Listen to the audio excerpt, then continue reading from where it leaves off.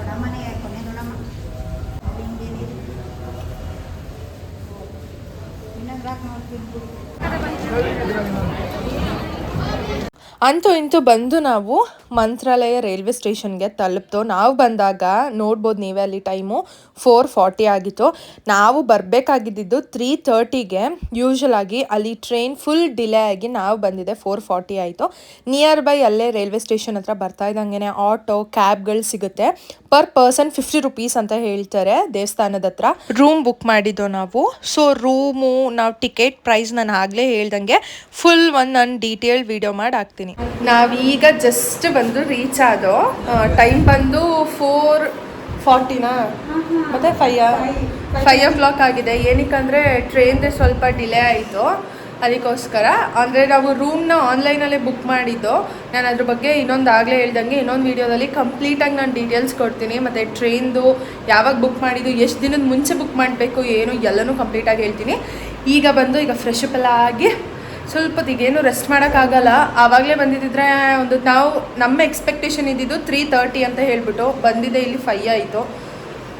ಈಗ ಬೇಗ fresh up ಆಗಿ ರೆಡಿ ಆಗಿ ಆಮೇಲಿಂದ ವ್ಲಾಗ್ ಕಂಟಿನ್ಯೂ ಮಾಡ್ತೀನಿ. ಬಾಯ್.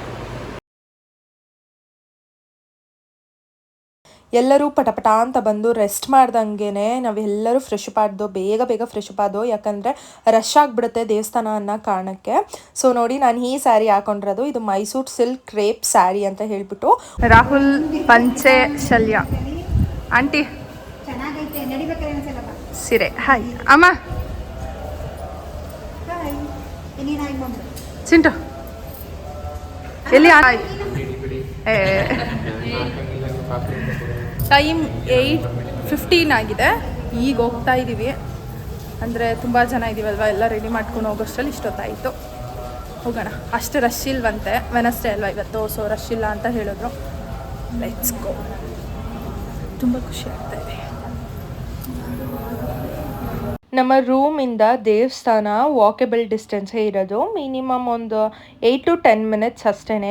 ಬೇಗ ಬಂದುಬಿಡ್ಬೋದು. ಮಾತ್ರ ನಾನು ನಿಜವಾಗ್ಲೂ ಅಲ್ಲಿಗೆ ಹೋದಾಗ ನನ್ನ ನನಸು ಅಂತ ನನಗೆ ಗೊತ್ತಾಗ್ತಿರ್ಲಿಲ್ಲ. ಯಾಕಂದರೆ ರೀಲ್ಸಲ್ಲಿ ನೋಡ್ತಾ ಇದ್ದೆ, ಬೇರೆಯವ್ರ ವೀಡಿಯೋಸಲ್ಲಿ ನೋಡ್ತಾ ಇದ್ದೆ ಮಂತ್ರಾಲಯನ. ನಾನೇ ಹೋಗಿರೋದು. ನನಗೆ ಎಷ್ಟು ಖುಷಿ ಆಗ್ತಿತ್ತು ಅಂದರೆ ಹೇಳ್ಕೊಳಕ್ಕೆ ಆಗ್ತಾ ಇರಲಿಲ್ಲ. ಅದೊಂದು ಏನೋ ಒಂದು ಎಕ್ಸ್ಪೀರಿಯನ್ಸ್ ಥರ. ನಿಜವಾಗ್ಲೂ ನಾನು 2 ವರ್ಷದಿಂದ ಅನ್ಕೋತಿದ್ದೆ ಮಂತ್ರಾಲಯಕ್ಕೆ ನಾನು ಹೋಗಬೇಕು ಅಂತ. ನಾನು ಆಗಲೇ ಹೇಳ್ದಂಗೆ ಅದು ರಾಯರ ಅನುಗ್ರಹ ಇರಬೇಕು, ಅವರ ಕೃಪೆ ಇರಬೇಕು. ನಾವು ಹೋಗಬೇಕು ಅಂದಾಗ ಅವರೇ ಕರೆಸ್ಕೋತಾರೆ. ಅಲ್ಲಿವರೆಗೂ ನಾವು ಸ್ವಲ್ಪ ತಾಳ್ಮೆಯಿಂದ ಇರಬೇಕು. ಆಮೇಲೆ ಅಲ್ಲಿ ಹೋಗ್ತಾ ಇದ್ದಂಗೆ ಈ ಥರ ನಾಮ ಹಾಕ್ತಾರೆ. ಒಬ್ಬೊಬ್ರಿಗೆ 5 ರೂಪಾಯಿ ಅಂತ ತಗೋತಾರೆ. ಸೊ ನಾವೆಲ್ಲರೂ ಹಾಕ್ಸ್ಕೊಂಡು ಫಸ್ಟು ಏನಂತ ಹೇಳಿದ್ರೆ, ಅಲ್ಲಿ ರಾಯರ ದೇವಸ್ಥಾನ ಪಕ್ಕದಲ್ಲೇ ಮಂಚಲಮ್ಮನ ದೇವಸ್ಥಾನ ಅಂತ ಇದೆ.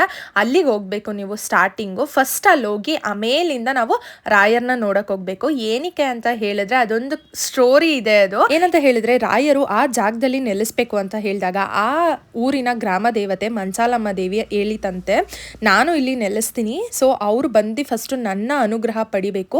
ಅದನ್ನ ಪಡೆದು ಆಮೇಲೆ ನಿನ್ನ ಹತ್ರ ಬಂದು ಪೂಜೆ ಮಾಡಿಸ್ಕೊಂಡಾಗ ಅವ್ರು ಏನೇನು ಇಷ್ಟ ಕಷ್ಟ ಏನೇನಿರುತ್ತೆ ಅದೆಲ್ಲನೂ ನಾನು ನೆರವೇರಿಸ್ತೀನಿ ಅಂತ ಹೇಳಿತಂತೆ. ಸೊ ಅಲ್ಲಿ ಮಂತ್ರಾಲಯಕ್ಕೆ ಹೋದವರು ಫಸ್ಟು ಮಂಚಾಲಮ್ಮನ ದರ್ಶನ ಮಾಡ್ಕೊಂಡು ಆಮೇಲಿಂದ ರಾಯರನ್ನ ದರ್ಶನ ಮಾಡಕ್ಕೆ ನಾವು ಹೋಗ್ಬೇಕು.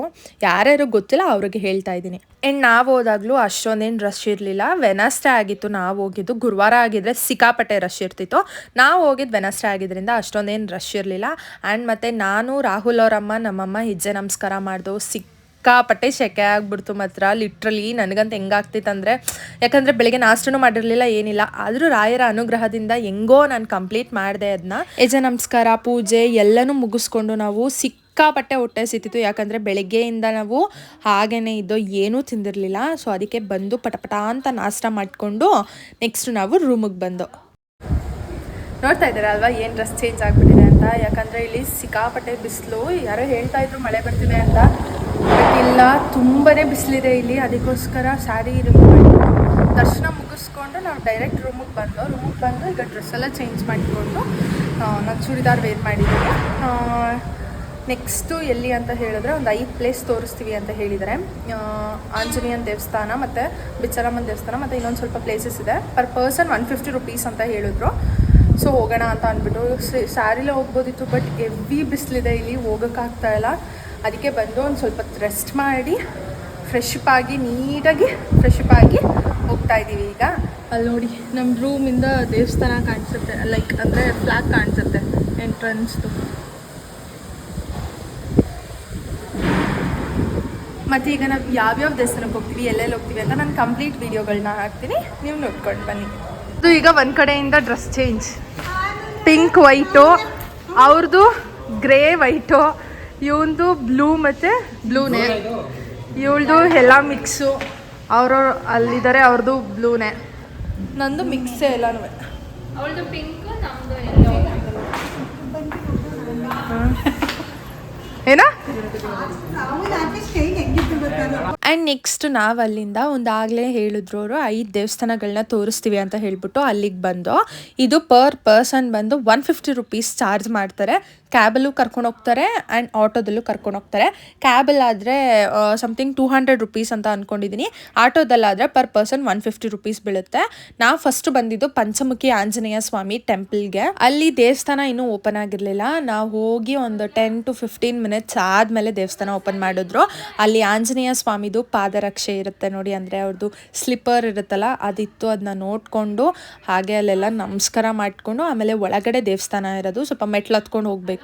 ಅಲ್ಲಿಗೆ ಬಂದು ನಾವು ಡೈರೆಕ್ಟಾಗಿ ಪಂಚಮುಖಿ ಆಂಜನೇಯ ಸ್ವಾಮಿ ಅಂತ ಅಂದರೆ ಏನು ಗೊತ್ತಾ, 5 ತಲೆಗಳನ್ನ ಹೊಂದಿರೋ ಸ್ವಾಮಿ. ಈಗ ಪಂಚಮುಖಿ ಆಂಜನೇಯ ದೇವಸ್ಥಾನ ಆಯಿತು, ಪಕ್ಕದಲ್ಲಿ ಲಕ್ಷ್ಮೀ ದೇವಸ್ಥಾನ ಇದೆಯಂತೆ, ಬ್ಯಾಕ್ ಸೈಡ್ ಇದೆಯಂತೆ. ಸೊ ಈಗ ಅಲ್ಲಿಗೆ ಹೋಗ್ತಾ ಇದ್ದೀವಿ. ಸಿಕ್ಕಾಪಟ್ಟೆ ಬಿಸಿಲು, ಇಲ್ಲಿ ಮುಖ ಕೊಡೋಕ್ಕಾಗ್ತಾ ಇಲ್ಲ. ನಾನು ಬೇರೆ ಸನ್ಸ್ಕ್ರೀನ್ ತಂದಿಲ್ಲ, ಫುಲ್ ಟ್ಯಾನ್ ಆಗಿಬಿಟ್ಟಿದ್ದೀನಿ. ನೀನೇನು ಹೊಳಿತಿದ್ಯಾ ನಡಿ. ಸ್ಲಿಪ್ಪರ್ ಹಾಕೊಂಡೇ ಹೋಗ್ತಾ ಅಂದರೆ ಅಲ್ಲಿ ಆಚೆ ಕಡೆ ಸ್ಲಿಪ್ಪರ್ ಬಿಡ್ತೀವಿ. ಇದು ಪಂಚಮುಖಿ ದೇವಸ್ಥಾನ, ಇದು ಇಲ್ಲಿ ಹೋಗ್ತಾ ಇರೋದು ಲಕ್ಷ್ಮೀ ದೇವಸ್ಥಾನಕ್ಕೆ. ಅಲ್ಲಿ ಒಳಗಡೆ ವಿಡಿಯೋ ಮಾಡೋಕ್ಕೆ ಈಗ ಪಂಚಮುಖಿ ಸಾರಿ ಆಂಜನೇಯ ಸ್ವಾಮಿ ದೇವಸ್ಥಾನ ನೋಡಿಕೊಂಡು ಈಗ ಇದರಿಂದ ಬ್ಯಾಕ್ ಸೈಡ್ ಲಕ್ಷ್ಮೀ ದೇವಸ್ಥಾನ ಇದೆಯಂತೆ, ನೋಡ್ಕೊಂಡು ಬರೋಣ ಬನ್ನಿ. ತುಂಬ ಬಿಸಿಲಿದೆ ಮಾತ್ರ, ಆಗ್ತಾ ಇಲ್ಲ, ಸಿಕ್ಕಾಪಟ್ಟೆ ಬಿಸಿಲಿದೆ. ನೀವೇನಾದರೂ ಬಂದರೆ ಸನ್ಸ್ಕ್ರೀನ್ ತೊಗೊಂಡು ಬನ್ನಿ, ಇಲ್ಲ ಒಂದು ಬೇಲ್ ತೊಗೊಂಡು ಬನ್ನಿ. ಆಗೋದಿಲ್ಲ ಮಾತ್ರ, ಹೆವಿ ಬಿಸಿಲು. ನೋಡಿಬೇಕಾದ್ರೆ ಹೆಂಗಿದೆ ಸನ್ನೆ. ಗಾಳಿ ಬೀಸಿದ್ರು ಅದು ಬಿಸಿ ಗಾಳಿ, ತಣ್ಣಗಂತ ಅನ್ಸಲ್ಲ. ಆಗ್ತಾರೆ, ಹೆವಿ ಬಿಸಿಲು. ಇಲ್ಲಿ ನೋಡಿ ಫ್ರೂಟ್ಸ್ ಜ್ಯೂಸ್ ಎಲ್ಲ ಇಟ್ಟಿದ್ದಾರೆ, ಬೇಕಾದರೆ ಕುಡ್ಕೊಂಡು ಹೋಗಿ. ಈಗ ನಾವು ಪಂಚಮುಖಿ ಆಂಜನೇಯ ಸ್ವಾಮಿ ದೇವಸ್ಥಾನ ಆದಮೇಲೆ ಅದ್ರ ಬ್ಯಾಕ್ ಸೈಡೇ ಲಕ್ಷ್ಮೀ ದೇವಸ್ಥಾನ ಇದೆ ಅಂತ ಹೇಳಿದ್ರು. ಸೊ ಅದನ್ನು ನೋಡ್ಕೊಂಡು ಹೋಗೋಣ ಅಂತ ಅಂದ್ಬಿಟ್ಟು ಬಂದು ನಾನು ತೋರಿಸ್ತಾ ಇದ್ದೀನಿ ನೋಡಿ, ಅಲ್ಲಿ ಅದೇನೇ ಲಕ್ಷ್ಮೀ ದೇವಸ್ಥಾನ ಪುಟ್ಟದಾಗಿದೆ. ಅದನ್ನೆಲ್ಲ ನೋಡಿಕೊಂಡು ಸ್ವಲ್ಪ ರಿಫ್ರೆಶ್ ಆಗಬೇಕಲ್ವ, ಅದಕ್ಕೋಸ್ಕರ ಸೋಡಾ ಮಜ್ಜಿಗೆ ಎಲ್ಲನೂ ಕುಡಿಯೋದಕ್ಕೆ ಬಂದು ಅಲ್ಲಿ. ನಾವು ಎಕ್ಸ್ಪೆಕ್ಟೇ ಮಾಡಿರಲಿಲ್ಲ ಅಷ್ಟು ಬಿಸಿಲಿತ್ತು ಮಾತ್ರ. ರಾಯಚೂರಲ್ವಾ, ಮೊದಲೇ ಅಷ್ಟು ಬಿಸಿಲು ಅಲ್ಲಿ. ಈ ಟೈಮಲ್ಲಂತೂ ಇನ್ನೂ ಬಿಸಿಲಿತ್ತು.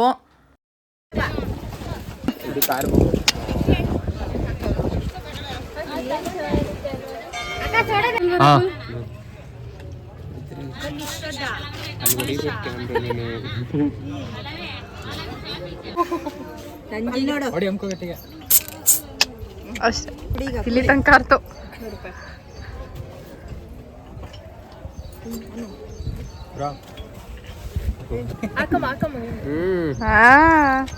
ಬಂತಾಯ್ತು.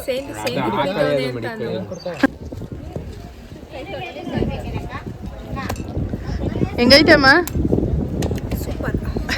ಆ್ಯಂಡ್ ನಾವು ನೆಕ್ಸ್ಟ್ ಪ್ಲೇಸ್ ಬಂದಿದ್ದು ಬಿಚ್ಚಾಲೆ ಅಂತ. ಪಕ್ಕದಲ್ಲೇ ನದಿ ಕೂಡ ಇದೆ. ಮಳೆ ಇಲ್ದಿರೋ ಕಾರಣದಿಂದ ಅಷ್ಟೊಂದು ಅಲ್ಲಿ ನೀರು ಕೂಡ ಇರಲಿಲ್ಲ ಅಲ್ಲಿ. ಆ್ಯಂಡ್ ಈ ಪ್ಲೇಸು ಮಂತ್ರಾಲಯದಿಂದ 22 ಕಿಲೋಮೀಟರ್ಸ್ ಇದೆ. ಮತ್ತು ಇಲ್ಲಿ ಏಕಶಿಲಾ ಬೃಂದಾವನ ಕೂಡ ಇದೆ ಇಲ್ಲಿ. ಮತ್ತು ಇಲ್ಲಿ ರಾಯರು 13 ವರ್ಷಗಳ ಕಾಲ ತಪಸ್ ಮಾಡಿರೋ ಜಾಗನೂ ಕೂಡ ಇದೆ. ಅದನ್ನು ನಾನು ಮುಂದೆ ನಿಮಗೆ ತೋರಿಸ್ತೀನಿ ಹಾಗೇನೆ. ಹಾಗಾಗಿ ಇದನ್ನ ಅಲ್ಲಿನ ಎಲ್ಲ ಜನರು 2ನೇ ಮಂತ್ರಾಲಯ ಅಂತಲೂ ಕರೀತಾರೆ. ಇದನ್ನ ಜಾಗ ತುಂಬಾ ಫೇಮಸ್ ಇದು ಜಾಗ. ಇಲ್ಲಂತ ತೋರಿಸ್ತಾ ಇದ್ದೀನಿ ನೋಡಿ, ಇದೇನೆ.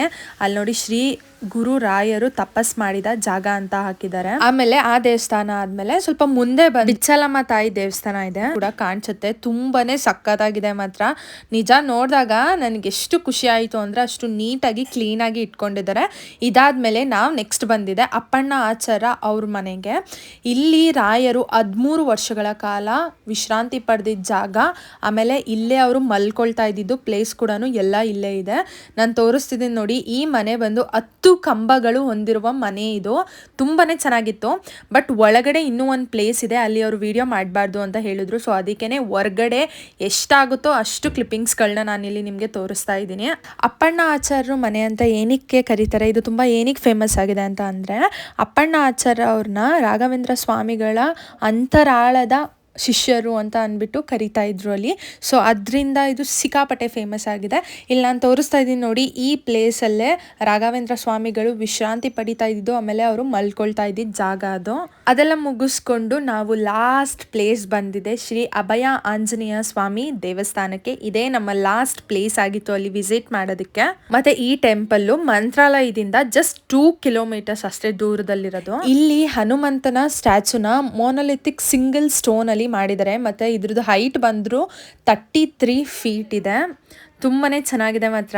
ಇನ್ ಕೇಸ್ ನೀವೇನಾದರೂ ಮಂತ್ರಾಲಯಕ್ಕೆ ಹೋಗಬೇಕು ಅಂತ ಏನಾದರೂ ಪ್ಲ್ಯಾನ್ ಮಾಡ್ಕೊಂಡಿದ್ರೆ, ಹೋಗೋದೇ ನಾವು ಯಾವಾಗಲೂ ಒಂದ್ಸಲಿ. ಸೊ ಅದಕ್ಕೇ ಹೋದಾಗ ಈ 5 ಪ್ಲೇಸಸ್ನ ಮಸ್ಟ್ ಆ್ಯಂಡ್ ಶುಡ್ ವಿಸಿಟ್ ಮಾಡಿಕೊಂಡೇ ಬನ್ನಿ. ಆ್ಯಂಡ್ ನಮ್ಮ ಟ್ರೈನ್ ಇದ್ದಿದ್ದು ನೈಟ್ 11 o'clock ಇದ್ದಿದ್ದು. ಸೊ ಅದಕ್ಕೆ ನಾವು ನೈಟ್ ಅಲ್ಲೇ ಸ್ಟೇ ಆಗಿ ನೈಟ್ ಇನ್ನೂ ಒಂದ್ಸಲಿ ದರ್ಶನ ಮಾಡಿಕೊಂಡು, ಹಾಗೆಯೇ ನೈಟ್ ಪ್ರಸಾದ ಎಲ್ಲ ತಿನ್ಕೊಂಡು ನಾವು ರೈಲ್ವೆ ಸ್ಟೇಷನ್ಗೆ ಮತ್ತೆ ರಿಟರ್ನ್ ಬಂದು ಟ್ರೈನ್ಗೋಸ್ಕರ ವೆಯ್ಟ್ ಮಾಡ್ತಾ ಇದ್ದೋ. ನಾನು ಮನೆಗೆ ಬಂದು ವಿಡಿಯೋ ಮಾಡೋಷ್ಟು ಶಕ್ತಿ ಇರಲಿಲ್ಲ. ಏನಕ್ಕಂತ ಹೇಳಿದ್ರೆ, ನಾವು ರಿಟರ್ನ್ ಬರಬೇಕಾದ್ರೆ ರಿಸರ್ವೇಷನ್ ಮಾಡಿಸಿರ್ಲಿಲ್ಲ. ನಾವು ಜನರಲಲ್ಲಿ ಬಂದು, ದಯವಿಟ್ಟು ನಾನು ಈಗಲೇ ಹೇಳ್ತಿದ್ದೀನಿ, ಯಾರೂ ಹೋಗ್ತಾನೂ ರಿಸರ್ವೇಷನ್ ಮಾಡಿಸ್ಕೊಂಡು ಹೋಗಿ, ಬರ್ತಾನೂ ರಿಸರ್ವೇಷನ್ ಮಾಡಿಸ್ಕೊಂಡು ಬನ್ನಿ. ಜನರಲಲ್ಲಿ ನಾವು ಬಂದಿದ್ದು ಬಸವ ಎಕ್ಸ್ಪ್ರೆಸ್ಸಲ್ಲಿ. ಯಪ್ಪ, ಇನ್ನೊಂದ್ಸಲಿ ಬರಲೇಬಾರ್ದು ಅನಿಸ್ಬಿಡ್ತು ಟ್ರೈನಲ್ಲಿ. ಆ ಥರ ಎಕ್ಸ್ಪೀರಿಯನ್ಸ್ ಆಗೋಯ್ತು ಮಾತ್ರ. ಕೆಳಗಡೆ ಎಲ್ಲ ಕುತ್ಕೊಂಡು ಬಂದಿದ್ದೀವಿ, ಅಷ್ಟು ರಶ್ಶು ಮಾತ್ರ. ಅಲ್ಲಿ ಏನಕ್ಕಂತ ಗೊತ್ತಿಲ್ಲ, ಸಿಕ್ಕಾಪಟ್ಟೆ ರಶ್ ಇತ್ತು ಮಾತ್ರ. ನಾನು ನಾರ್ಮಲ್ ಆಗಿರುತ್ತೆ ಅಂತ ಅನ್ಕೊಂಡೆ, ಕಾಲಿಡೋದಕ್ಕೂ ಜಾಗ ಇರಲಿಲ್ಲ. ಪಾಪ ಅಲ್ಲಿ ಯಾರೋ ಪಕ್ಕದಲ್ಲಿರೋರು ಸ್ವಲ್ಪ ಜಾಗ ಕೊಟ್ಟರು ಕುತ್ಕೊಳ್ಳೋದಿಕ್ಕೆ ಅಂತ ಅಂದ್ಬಿಟ್ಟು ಕೆಳಗಡೆ ಹೆಂಗೋ ಮಾಡ್ಕೊಂಡು ಕುತ್ಕೊಂಡು ನಾವು ಬಂದು ಮೈಸೂರಿಗೆ ತಲುಪ್ದೋ. ಅಲ್ಲಿ ಟ್ರೈನು ಹೊರಟಿದ್ದು 12:15 ಟ್ರೈನ್ ಹೊರತು. ನಾವು ಮೈಸೂರಿಗೆ ಬಂದಾಗ 11:30 ಆಗಿತ್ತು. ಮನೆಗೆ ಬಂದು ಫ್ರೆಶ್ ಅಪ್ ಆಗಿ ನಾವು ಮಲ್ಕೊಳ್ಳೋಷ್ಟರಲ್ಲೇ 1-2 o'clock ಆಗಿತ್ತು. ಮಲಗಿ ಸ್ವಲ್ಪ ರೆಸ್ಟ್ ಮಾಡಿ ಆಮೇಲೆ ಎಲ್ಲ ಇತ್ತು. ಈ ವ್ಲಾಗ್ ಇಷ್ಟ ಆಗಿರುತ್ತೆ. ಇನ್ ಕೇಸ್ ನಿಮ್ಗೆ ಏನಾದರೂ ಈ ವ್ಲಾಗ್ ಇಷ್ಟ ಆಗಿತ್ತು ಅಂತ ಹೇಳಿದರೆ ಪ್ಲೀಸ್ ಒಂದು ಲೈಕ್ ಮಾಡಿ. ಹಾಗೆ ನಿಮ್ಮ ಫ್ಯಾಮಿಲಿ ಫ್ರೆಂಡ್ಸ್ ಎಲ್ಲರಿಗೂ ನನ್ನ ವೀಡಿಯೋಸ್ನ ಹೆಚ್ಚು ಶೇರ್ ಮಾಡಿ ಅಂತ ಕೇಳ್ಕೊಳ್ತಾ ಇದ್ದೀನಿ. ಹಾಗೆ ಇನ್ನೂ ಯಾರು ನನ್ನ ಚಾನಲ್ನ ಸಬ್ಸ್ಕ್ರೈಬ್ ಮಾಡ್ಕೊಳ್ದೆ ನೋಡ್ತಾ ಇದ್ದೀರಾ, ಪ್ಲೀಸ್ ಹೋಗಿ ಸಬ್ಸ್ಕ್ರೈಬ್ ಮಾಡ್ಕೊಳ್ಳಿ. ಹಾಗೆ ಪಕ್ಕದಲ್ಲಿ ಕಾಣಿಸೋಂಥ ಬೆಲ್ಲೈಕನ್ನ ಕ್ಲಿಕ್ ಮಾಡಿ. ನಾನು ನಿಮಗೆ ನೆಕ್ಸ್ಟ್ ವೀಡಿಯೋದಲ್ಲಿ ಸಿಗ್ತೀನಿ. ಅಲ್ಲಿವರೆಗೂ ಟಾಟಾ, ಬಾಯ್, ಲಾಟ್ಸ್ ಆಫ್ ಲವ್.